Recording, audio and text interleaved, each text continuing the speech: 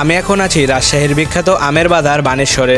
আজকে আমের বাজার ঘুরে জানতে পারলাম এবছর রাজশাহীতে ব্যাপক আমের ফলন হয়েছে, যার ফলে বানেশ্বর হাটে আমের আমদানি প্রচুর।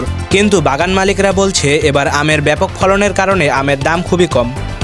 প্রচুর আমদানি, আল্লাহ যথেষ্ট পরিমাণ আম দিছে, এর জন্যে আমের এত বাজারে অবস্থা খুব খারাপ। আমদানি যা আছে কিন্তু রপ্তানি কম।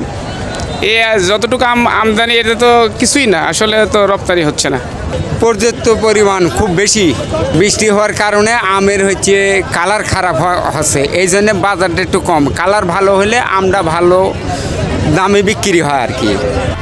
সাধারণত প্রতি বছর ফজলি, আমরুপালি, ন্যাংরা আমের দাম প্রতি মনে 2000 টাকার উপরে থাকলেও তা এবছর প্রতি মন 1000 টাকার নিচে 500 থেকে 800 টাকার মধ্যে যাচ্ছে।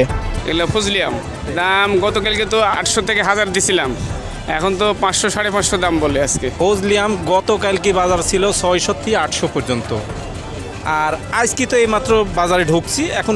তো এই ছিল সর্বশেষ রাজশাহীর বানেশ্বরের আমবাজার থেকে।